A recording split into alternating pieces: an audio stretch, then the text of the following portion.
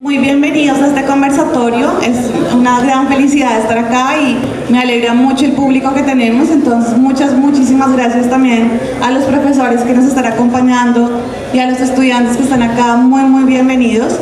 Aquí queremos charlar un poco sobre cómo el arte y la cultura nos ha cambiado a todos los que estamos acá en la vida. Y quiero invitarlos a todos a que sea un conversatorio muy tranquilo, muy charlado, muy anecdótico, ¿no? Teniendo en cuenta que también solamente tenemos una hora, entonces como dar unas respuestas pues que digan lo que quieran, pero también como que seamos conscientes del tiempo, porque luego siguen dos proyecciones maravillosas de Itoy y Denis que nos acompañan, entonces para que lo aprovechemos. Y me gustaría empezar que cada uno se presente.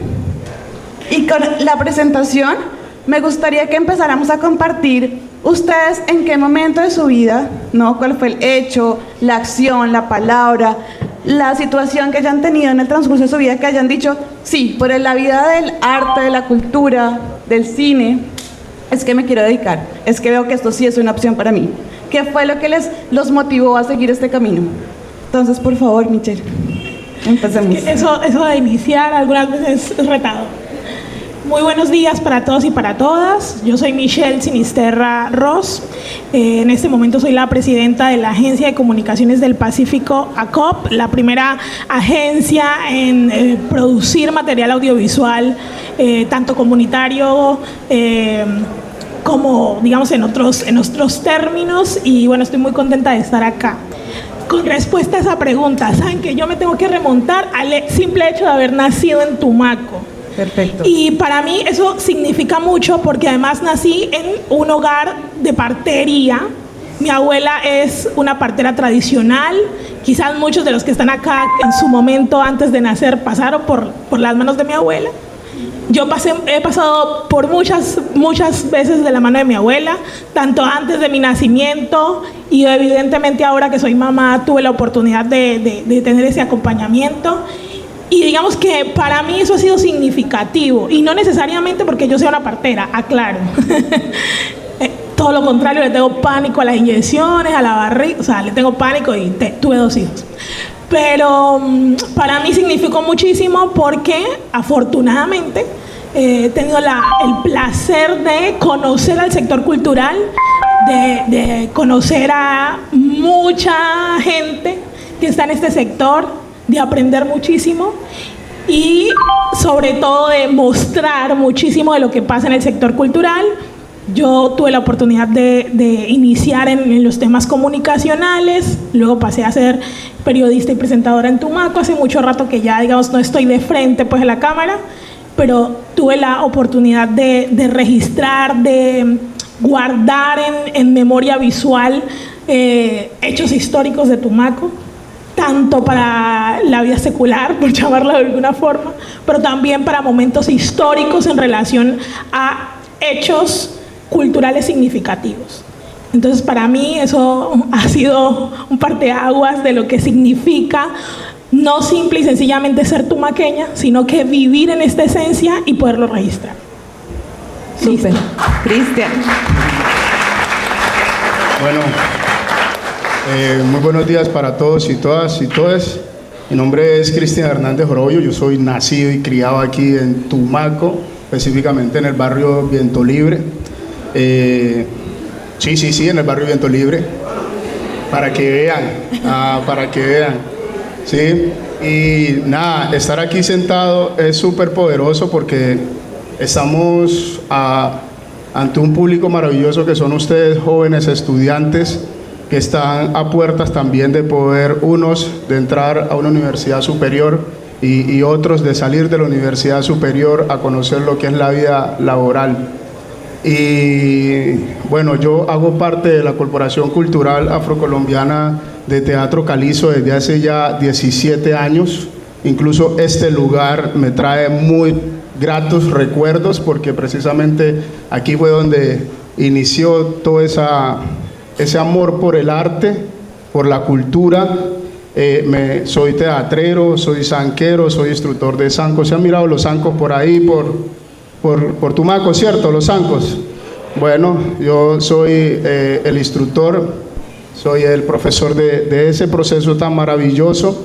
Y desde hace ya 17 años venimos haciendo arte y cultura a través de la corporación Calizo, y ha sido un elemento muy fundamental para poder transformar primeramente mi vida, porque cuando llegué a la universidad entendí que el arte me salvó, prácticamente yo siempre lo he dicho así, el arte me salvó la vida, porque me tocó que trasladarme a otro lugar como Popayán, con unas connotaciones siempre racistas, pero el arte siempre me dio la oportunidad de poder sobresalir y hacer las cosas bien en intermedio de toda esa comunidad.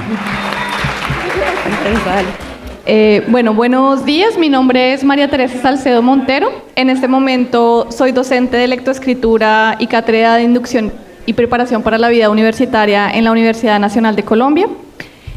Yo nací y crecí en Bogotá y mi familia, digamos, viene del Huila y de Boyacá.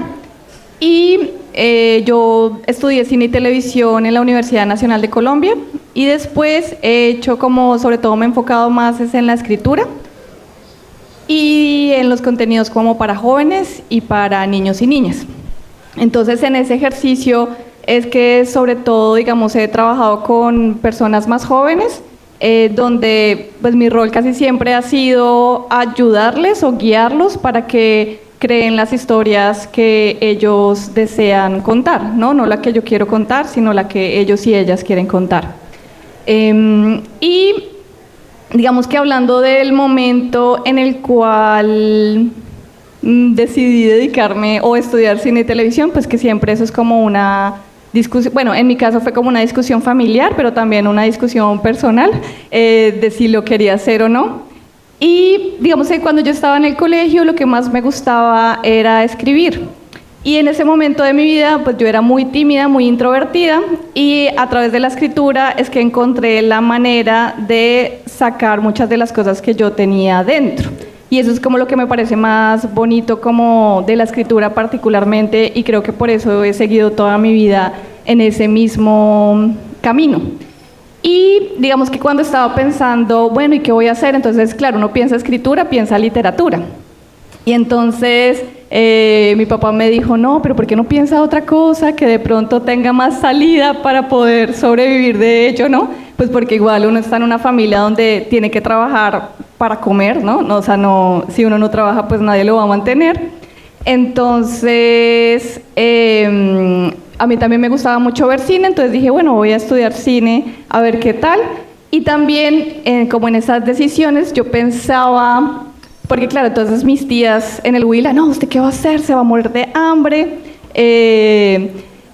O sea, como toda la crítica más formal. Y mi papá me dijo, pues, si yo pude, usted va a poder. O sea, mi papá, digamos, es la primera generación de toda su familia que fue profesional y que estudió también, gracias a la Universidad Nacional de Colombia, arquitectura. En su momento, digamos, él vivió en residencias universitarias, había restaurante en ese momento, en los 80s.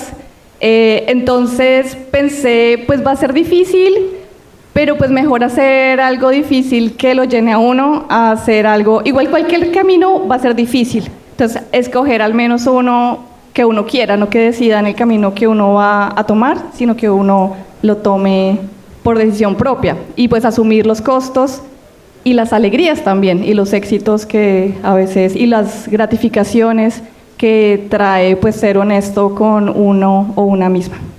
Muchas gracias, súper. Y por acá. Hola a todos, soy Denis Harvey, soy un cineasta y hago documentales sobre todo, soy de Irlanda. Entonces, el otro lado del mundo. Entonces, sí, es como un gran honor y un placer estar aquí con ustedes y en el festival. Llevo como 11 años haciendo el cine.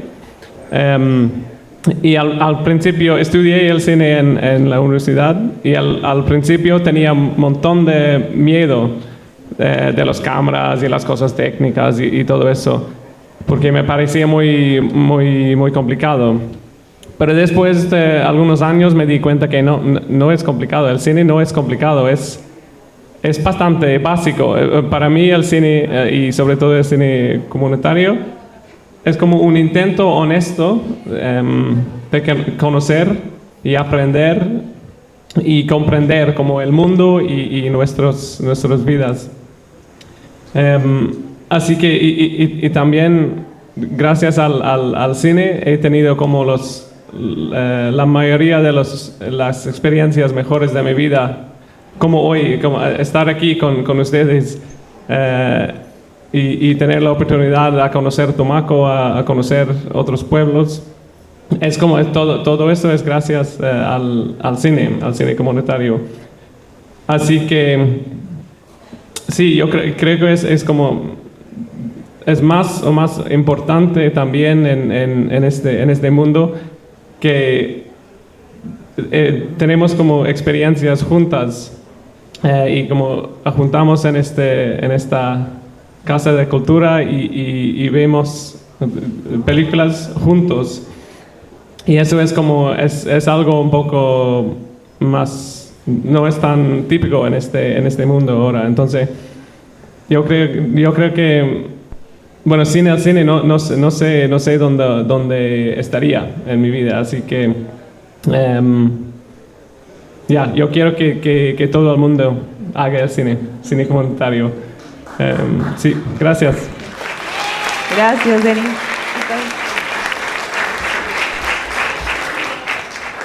Muy buenos días, ¿qué tal estamos? Mi nombre es Itoitz Guerrero Barbarin, yo vengo del País Vasco, desde España. Soy videógrafo, he trabajado en el mundo audiovisual, en publicidad en Barcelona durante muchos años. También soy formador en Historias en Kilómetros y para mí es un privilegio poder estar aquí con todos, con todas vosotras, para compartir este momento tan importante, este momento de aprendizaje.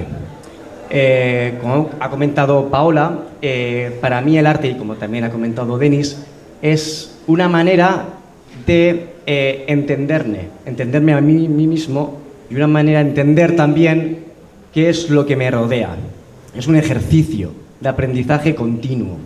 Y es por eso que me gustaría comentaros, sobre todo a los más jóvenes, que no perdáis nunca la oportunidad de sumergiros en este proceso artístico, en este proceso creativo, en el arte, porque os va a permitir tener los ojos siempre bien abiertos. Así que nada más, me despido y seguimos. Muchas gracias.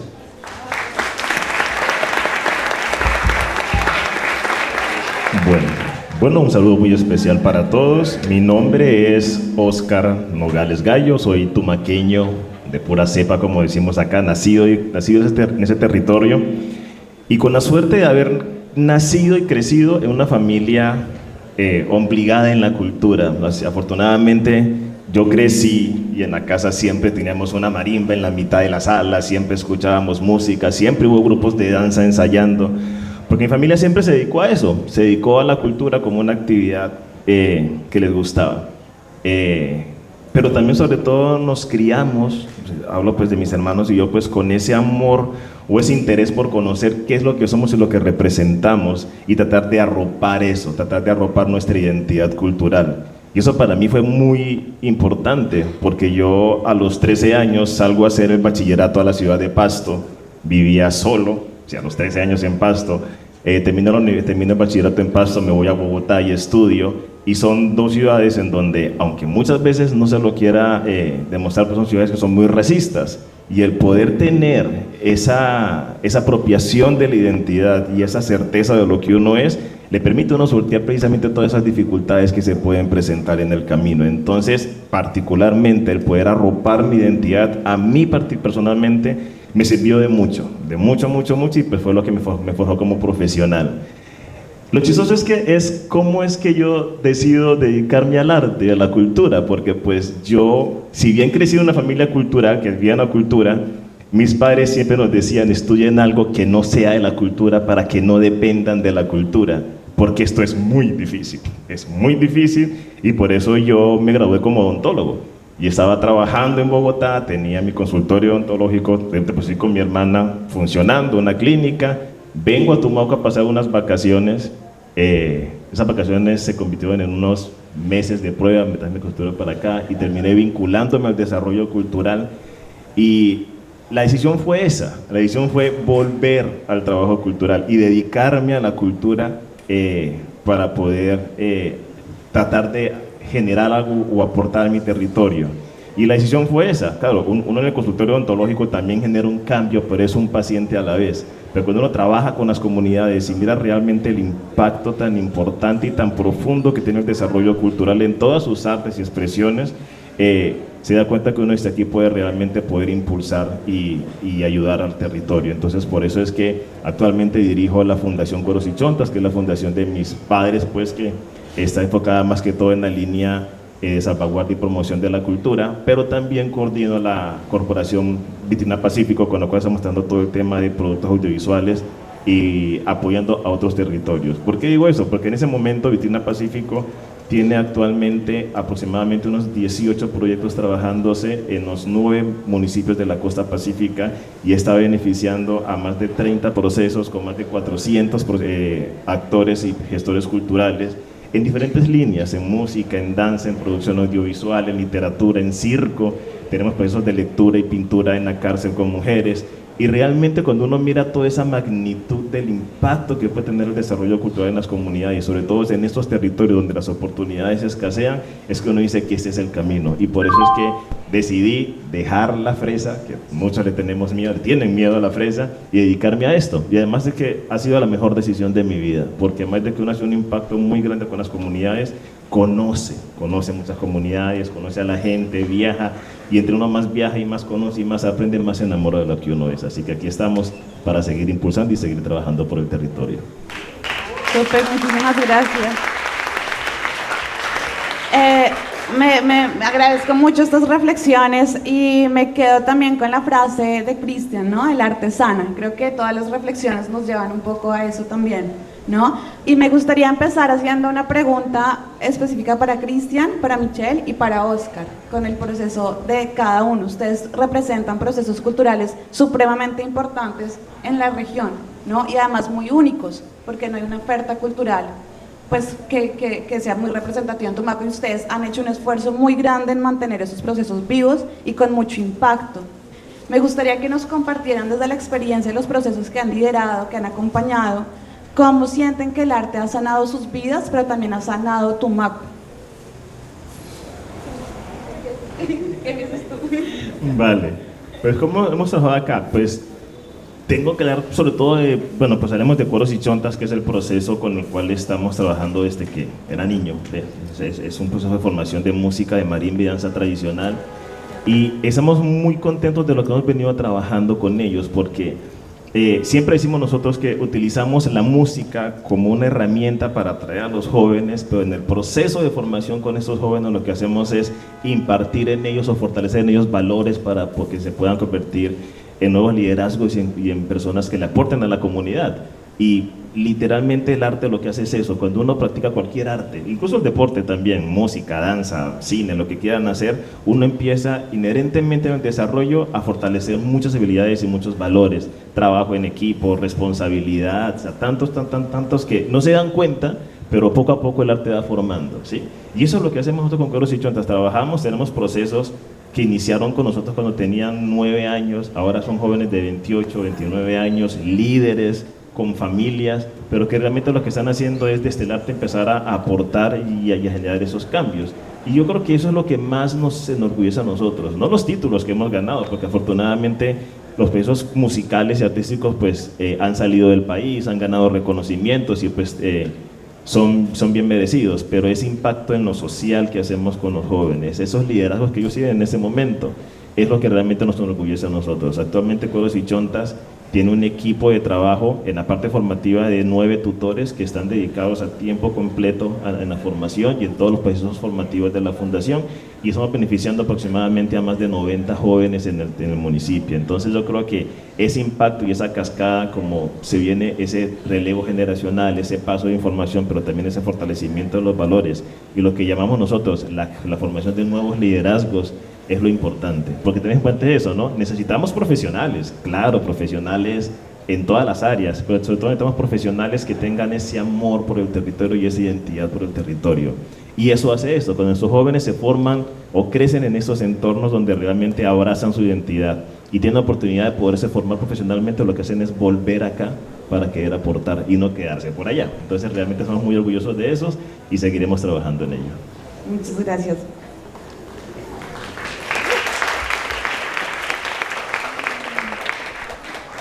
Bueno, cuando yo pienso en cómo se salva uno, ¿cierto? Y veo a todas las caras de estos jovencitos que están acá en representación de las diferentes instituciones educativas, pienso mucho en esa Michelle de hace 15, 16, 17 años atrás.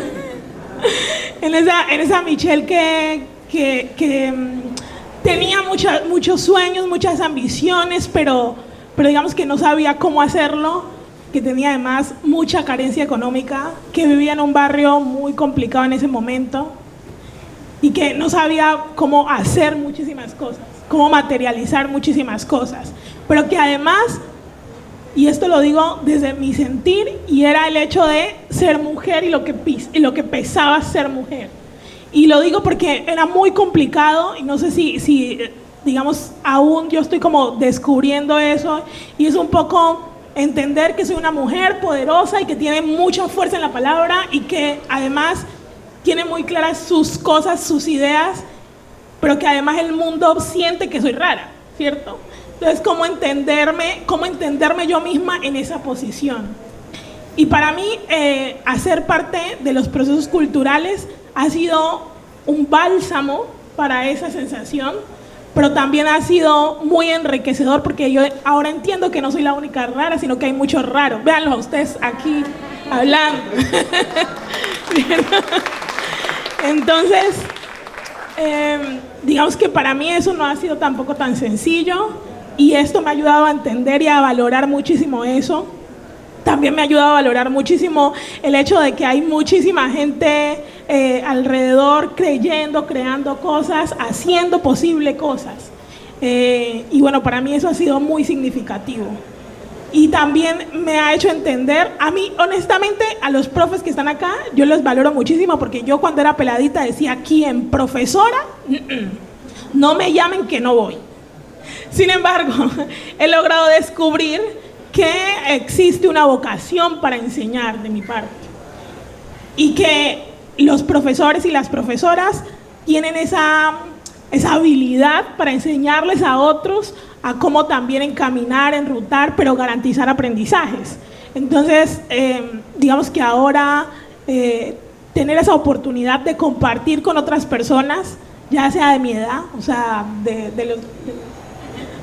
de los millennials, pero también tener la habilidad para hablar con gente mucho más joven o gente mucho más adulta, también eso sana muchísimo. Sana desde la palabra, desde cómo hacemos, desde lo visual, de que muchas veces yo subo fotos a redes sociales de cosas random. Y esas cosas que para mí son random también garantizan cultivar esa memoria. Y entender esa fuerza que hay en la difusión del contenido, de entender la difusión del contenido, entender la presencia que hay de visibilizar las cosas, de mostrarlas, para mí eso ya es una curita al alma.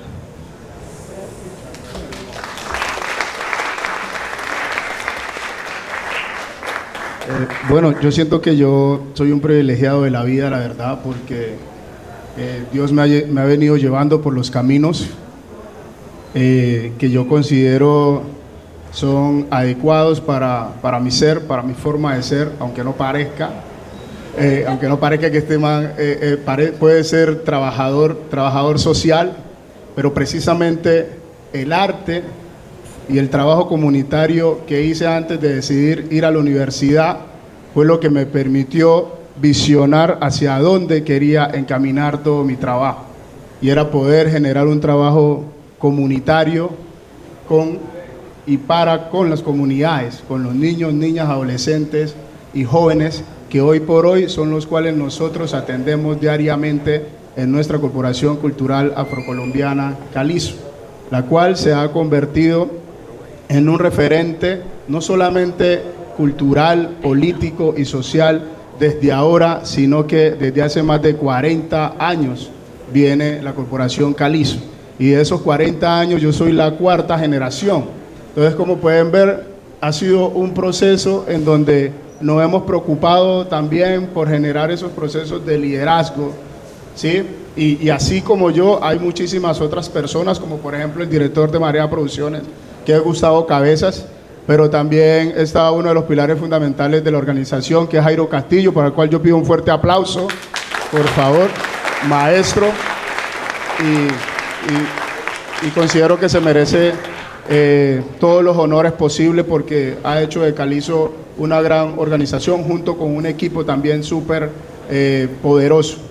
Y entonces contarles que prácticamente el arte se ha convertido en ese vehículo transformador, no solamente personal, sino también comunitario y social, porque empezamos a entender que hay muchas problemáticas a través de la violencia que necesitan ser atendidas, y empezamos a atenderlos a través del arte social para el cambio del comportamiento. Entonces no es el arte por montarse en unos zancos, el arte por saber bailar, danzar, cantar, mover bien el trasero, sino que es el arte también por nutrir la mente, ¿sí? Por crear o empezar a ayudar a formar personas útiles para la sociedad, personas capaces que le puedan también servir a la comunidad del municipio de Tumaco y al territorio en general. Entonces la creación de todas estas metodologías acompañado del grupo de trabajo han permitido eso, llegar a las comunidades más vulnerables de este municipio. Entonces estamos en Viento Libre, estamos haciendo trabajo en Viento Libre, en Unión Victoria, en El Morrito, y voy a detenerme un momento ahí en El Morrito porque mire que el año pasado sucedió algo.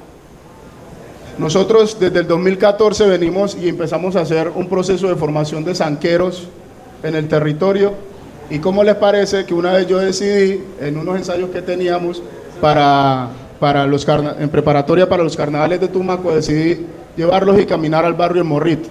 Pues para mi sorpresa todo el mundo se quedó así. ¿Esto qué es? Como si nunca lo hubiesen visto. Entonces desde ahí yo llego con esa información a la corporación y le digo, oiga, hay que hacer algo por esa comunidad porque hay que garantizar los derechos culturales de las comunidades, ¿sí? Entonces empezamos a realizar un acompañamiento, unas visitas a este barrio, y hoy por hoy tenemos niños en este barrio montando zancos, haciendo danza, también haciendo fotografía, cine también comunitario. Y entonces para nosotros eso ya es poderoso porque estamos empezando a transformar la vida de esos niños, ¿sí? Y hoy son unos niños que no únicamente piensan en las situaciones de violencia que se pueden presentar en su entorno, sino también en las oportunidades que pueden tener para transformar sus vidas, para transformar la vida de sus familias, de sus comunidades. Y para nosotros y para mí personalmente, como trabajador social, como gestor cultural, como dinamizador artístico del municipio de Tumaco, ha sido muy poderoso, pero también el arte me ha permitido estar en espacios como este donde nunca pensé que pudiera estar, ¿sí? Entonces ahí vamos, con la gracia de Dios, haciendo pasitos, pininos, y Él nos va poniendo a cada uno donde debemos estar. Muchas gracias. Muchas gracias, Cristian. Y me gusta también ese concepto de bálsamo, ¿no? El arte también es un bálsamo y creo que también todos lo hemos vivido. Y me gustaría llevar esa reflexión también para la realidad de Itoitz y de Denis, ¿no? Como nos contaba Orly, nos compartió, Irlanda también viene a unas conflictividades internas, y el País Vasco, España también. Y les quisiera preguntar, ¿ustedes cómo han sentido también en sus vidas, pero también para su país, ¿no? Para su territorio, que el arte ha sido un bálsamo para esa conflictividad y una herramienta también para la memoria? Sí, yo creo que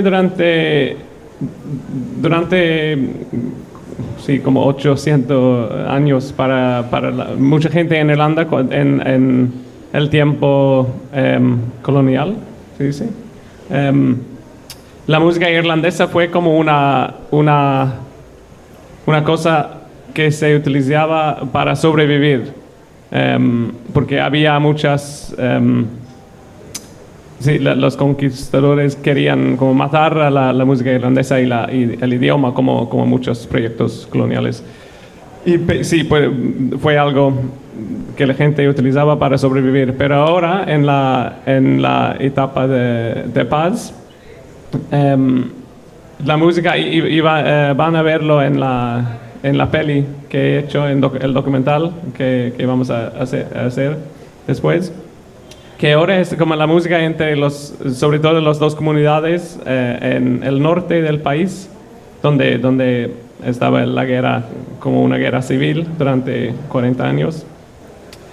Ahora la música es como algo para convivir, ¿sabes? Los dos comunidades tienen sus tradiciones y compartan las tradiciones y dentro, como entre la música,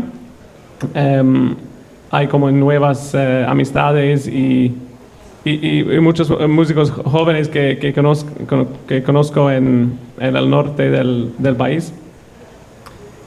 Ahora saben que tienen mucho más en común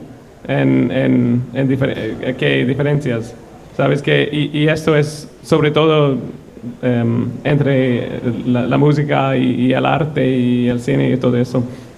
Así que sí, yo creo que claro que ha sido como un proceso político muy importante, muy fuerte, que ha logrado la paz que tenemos en Irlanda, pero también ha sido como un proceso paralelo en paralelo de los pueblos.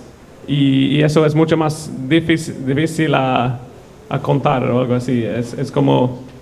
Y sí, en este proceso, eso es la música, es el arte que tiene como un rollo muy central en eso.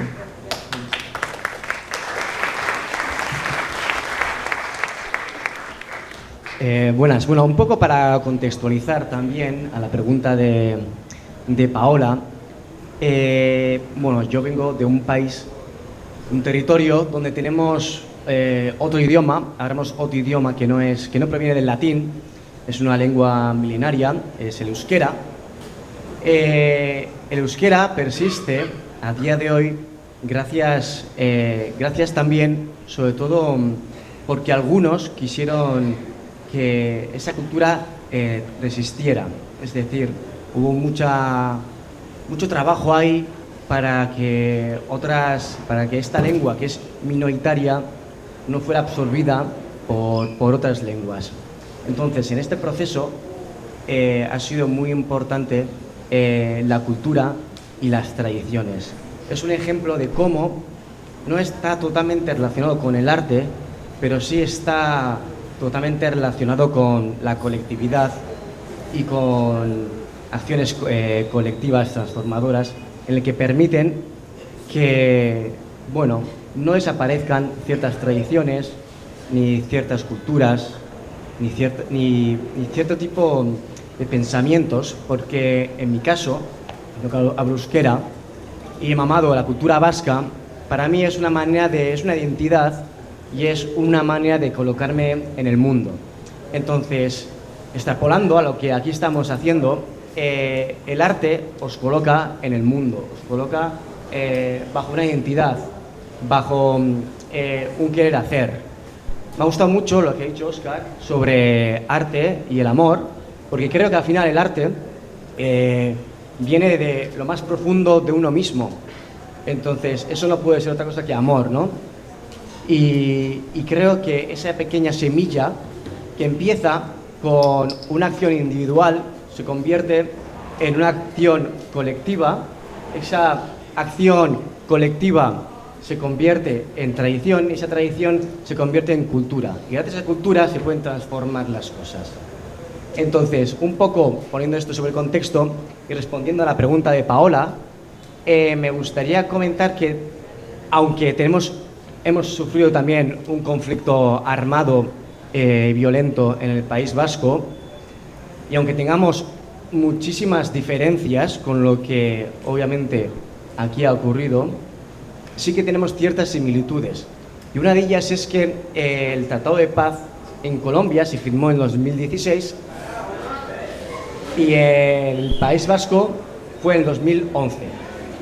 No hay mucha diferencia en el tiempo y digamos que estamos en un punto parecido en este ejercicio de querer curar heridas. Y en ese ejercicio de curar heridas, el cine se ha convertido en herramienta indispensable, sobre todo porque ayuda a no olvidar lo que ha ocurrido y sobre todo a ayudar a que no vuelva a ocurrir. Así que, respondiendo a tu pregunta, Paola, muchas gracias por la oportunidad. Muchas gracias. Muchísimas gracias por estas reflexiones. Y me gustaría continuar con María Teresa. Después de oír todas estas experiencias, estas reflexiones, sé que tú has trabajado apoyando mucho a Marea, al cine comunitario, ¿no? Ha sido como una inquietud para ti muy importante. Y me gustaría que nos hicieras una reflexión, y sobre todo acá para los estudiantes, de por qué es tan importante que el arte y la cultura no se quede únicamente en la institución, ¿no? Sino trascienda esa frontera de las paredes institucionales. ¿Cómo lo has vivido tú y cuál es el potencial que le ves a eso?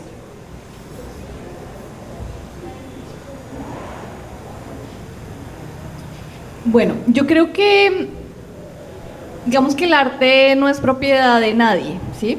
O sea, como que nadie, cuando de pronto hay instituciones o personas o grupos que como que se abanderan de la cultura, pues como de una región o del país, digamos que el arte no es de todos, es decir, sí, como que a veces hay como algunas ideas como de apropiarse, pero que tiene que ver más como con los protagonismos, y obviamente eso también sucede en la academia, ¿no? Que la academia pues trata, no todos los académicos obviamente, ¿no?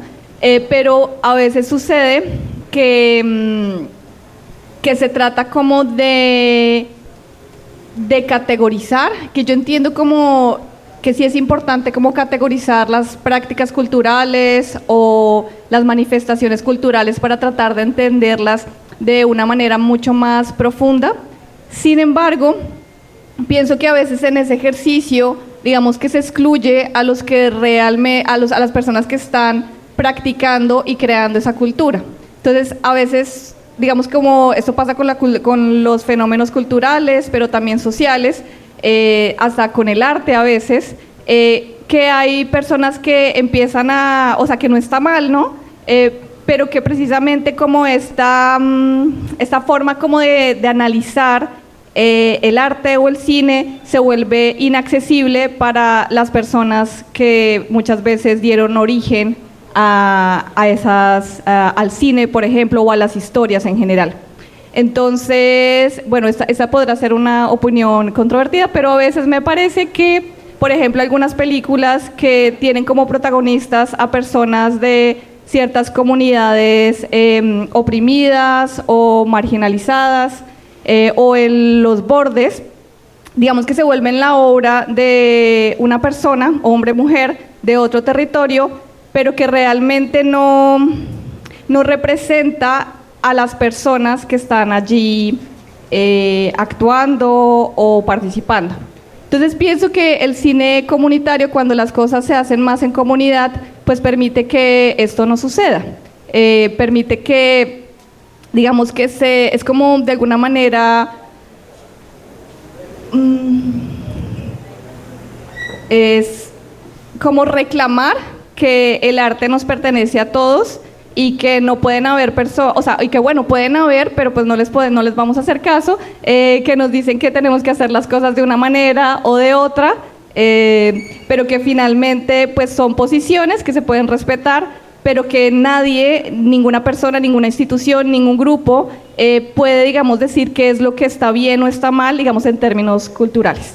Eso pienso yo, y digamos que, bueno, yo ahí dentro de la academia pienso que eso es algo importante como de los estudiantes, pues tanto, pues digamos, en el colegio o en la universidad, es como sobre todo tratar de promover ese punto de vista crítico, donde no dejen que otros les impongan, ni siquiera yo, ¿no?, de lo que tengan que pensar y sentir y crear. Muchísimas gracias, María Teresa.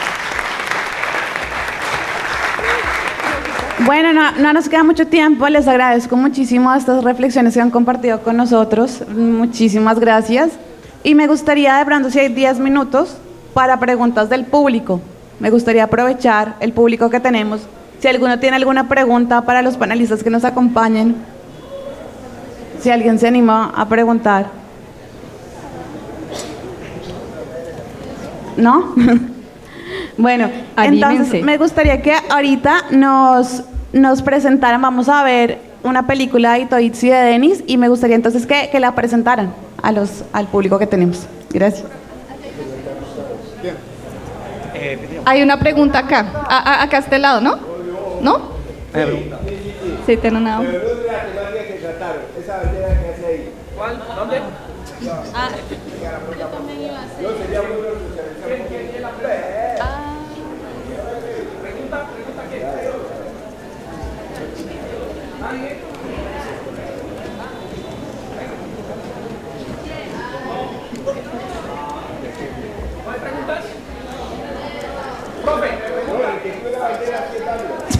Vamos a responder la pregunta. ¿Cuál fue la pregunta? Porque hay la bandera palestina ahí y en mi camiseta. Bueno, puedo hablar de mi perspectiva. Sí, ahora hay un genocidio que está como pasando enfrente de nuestros ojos y entonces en las redes sociales y el internet y sabemos todo que hay un intento de como borrar un pueblo del mundo y esto hemos visto esto en el pasado y creo que como festivales y espacios como esto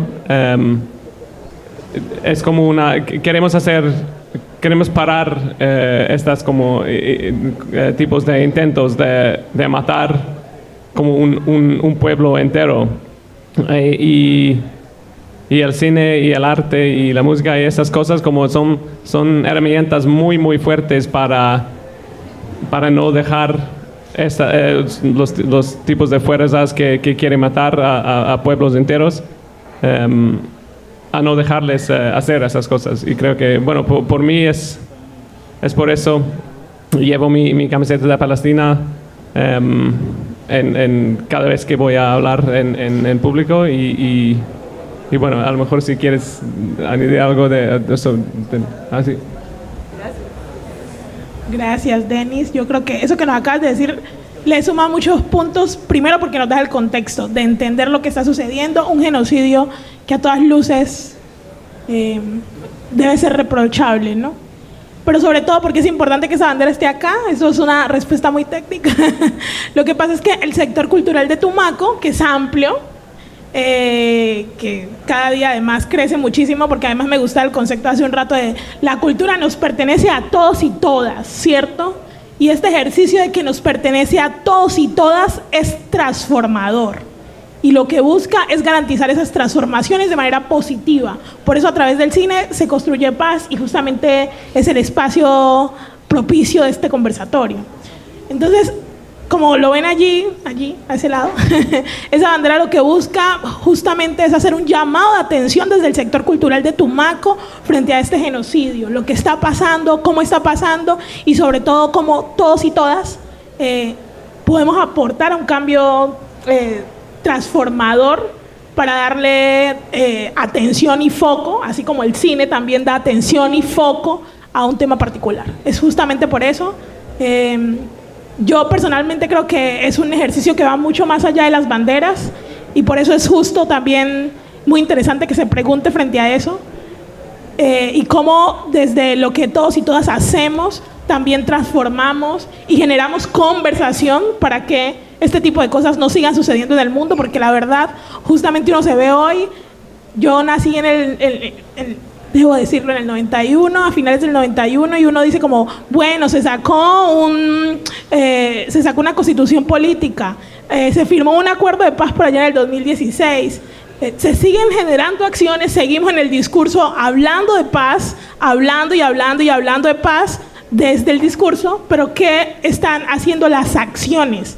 Porque justamente ahora que tengo 2 hijos me preocupa, oiga, ¿será que no vamos a conocer Palestina entonces? Nos va a quedar solamente la memoria ahí de que hay las películas por allá. Incluso, ¿será que es que la gente va a entender lo que está sucediendo? Y un poco es como desde la cultura también hacemos un llamado de atención a este tipo de cosas. Muchísimas gracias, Michelle. Bueno, lamentablemente podemos hacer una pregunta más con una respuesta muy corta, pero por favor.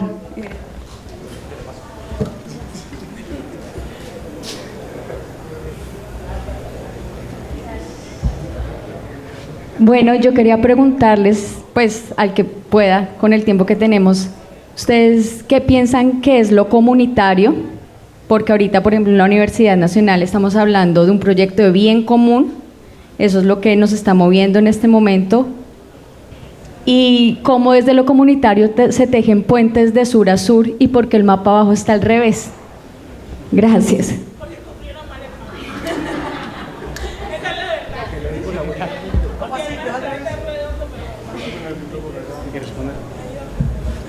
Bueno, yo te voy a responder lo del mapa. El mapa tiene una frase de un artista que ha sido muy inspirador para Historias en Kilómetros y una bandera también del festival, y es nuestro norte es el sur. El festival mismo hace un recorrido por el sur global. Obviamente quisiéramos abarcarlo todo, no es posible, pero son los primeros pasos que estamos dando. Y estamos dando esos pasos gracias a Marea, gracias a todos los equipos locales, porque nos hemos dado cuenta como equipos locales de todo el sur global tenemos las mismas luchas. Y abrir esa conversación también con Europa que viene, nos visita, aprendemos de ellos, pero también aprenden de nosotros, y entender estos diálogos que se pueden hacer entre equipos en Bangladesh, en Kenia, aquí en Tumaco, pero además este festival también se hizo en Colombia, en Cereté, se hizo también en Colombia, en Tierra Grata, en un espacio de reincorporación también se hizo en Ibagué.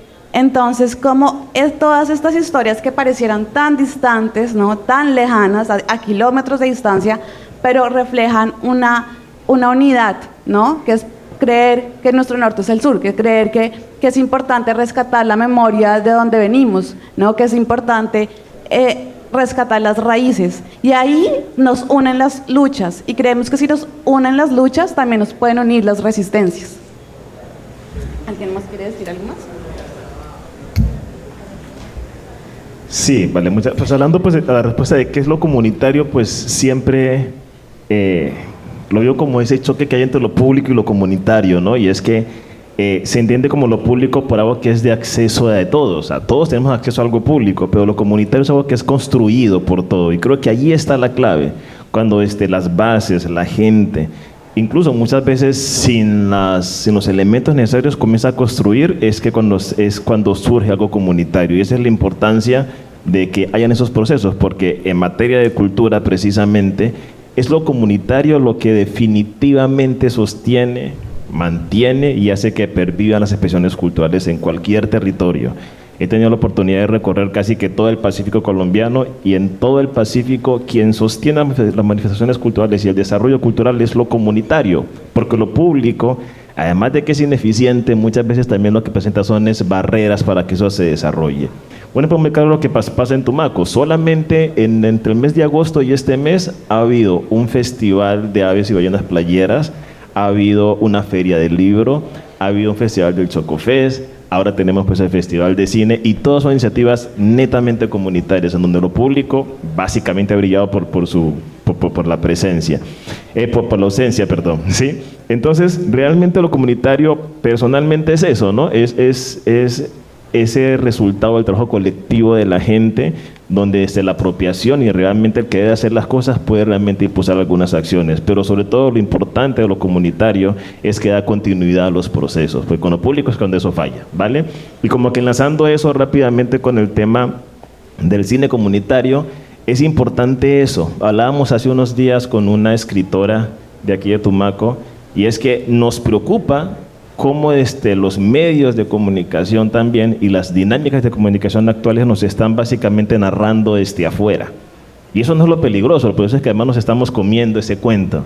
Entonces, ¿qué pasa? Cuando llegan a territorio las producciones, generalmente las comerciales, que son las que tienen realmente ese músculo financiero, que vienen con 25 cámaras y 35 en el equipo, vienen y lo que hacen es mostrar ese territorio desde lo que tienen ya previsualizado, ¿no? Sí, entonces, ¿qué pasa? Cuando en lo comunitario nosotros nos mostramos desde adentro, es cuando realmente empezamos a poder mostrarnos como territorio y como comunidad, y es ahí cuando realmente se genera esa memoria que hablaban al principio. Entonces, la importancia de lo comunitario radica en eso, en que sale desde la comunidad, de que da continuidad a lo que se está haciendo, pero sobre todo que realmente nos muestra cómo realmente somos.